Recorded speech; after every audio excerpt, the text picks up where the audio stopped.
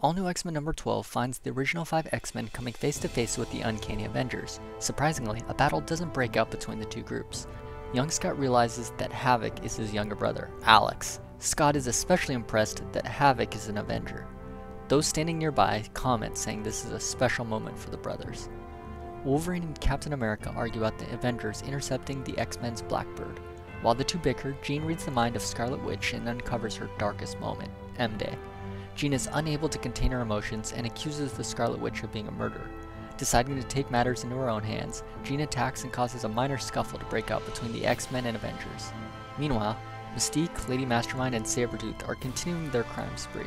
Using Lady Mastermind's powers, they are causing people to hallucinate being attacked by the original 5 X-Men while the villains rob them blind.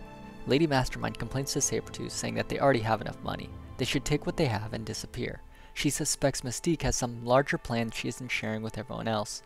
Sabretooth then relays this concern to Mystique. Mystique reassures Lady Mastermind, saying that the robberies are all about distracting the heroes of the world. Back with the X-Men, the fight has been resolved. Captain America informs them of the robberies and asks the original X-Men if they have been involved. They piece together that Mystique is behind everything, and Captain America agrees to let Logan handle the situation. As the X-Men board their plane, Alex tells his brother one last time that he loves him. As the Blackbird begins to fly away, Captain America comments saying it's good to see Scott at his best. The issue ends with an image of Mystique and her accomplices standing in a warehouse overflowing with money.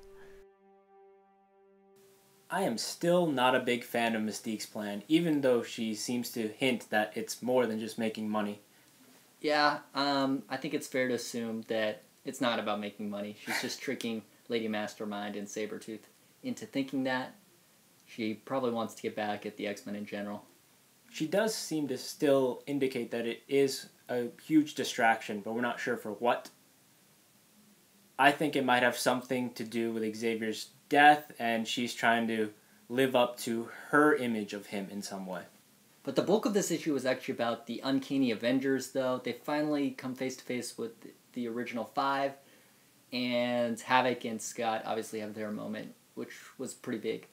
Scott, when he was young, never really got to see his younger brother, and so, like you said, a very emotional scene between the two.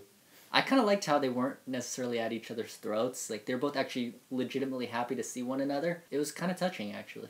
I liked how Scott really liked and was impressed by the fact that his brother was an Avenger. He repeatedly said, "Oh, that's so cool. You've done so well for yourself." It's like he made it. And today Scott has nowhere near the same respect for the Avengers as young Scott does. Cap also had a line while the X-Men were departing, and he said to Havoc, like, "You finally got to see your brother at his best."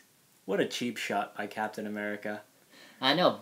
When Scott was at his best is incredibly debatable. My favorite part of the issue was Jean and Scarlet Witch's interaction. Jean, once again, just loses it, and she learns about M-Day. I'm actually kind of surprised that she did read Scarlet Witch's mind, because in a recent issue of Uncanny X-Men, she is reading people's minds, and Emma and the Stepford Cuckoos punish her by, like, mentally ripping her to shreds. Not only that, she has a heartfelt talk with Kitty, and she kind of promises not to do it again. So it's like she just has not really learnt anything. She just disregards all these lessons people are trying to teach her. Some of the points she makes are somewhat valid, though, where she's like, how come Scarlet Witch gets to be an Avenger, you know, after everything she's done? Scarlet Witch makes an excuse saying that she wasn't consciously in control of her actions, but that's the exact same excuse that Scott's been making. All they seemed to indicate was that we've already been through this, you don't have to worry about it, we forgave her, but we don't forgive Scott yet.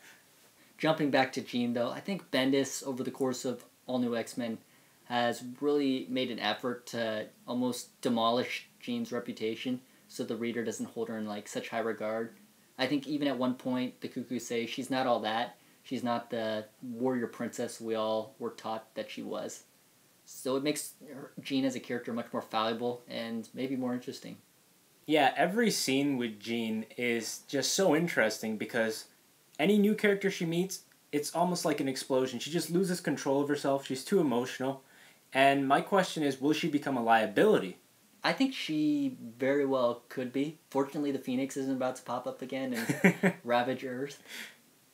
But she definitely is coming off the rails.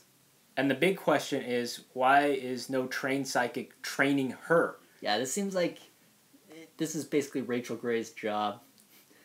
We see Rachel Gray and Psylocke doing their own thing in the X-Men title. Why You don't want Betsy giving her lessons.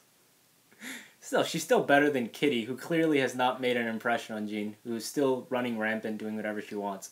I mean, Kitty threatened her that she would send her back if she did something again, but she does something here, and I guess this doesn't go far enough for Kitty to actually act on her threat.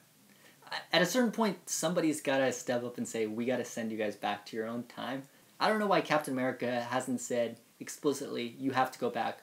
If you look at Age of Ultron, the entire theme is you can't keep time traveling and screwing with the time stream.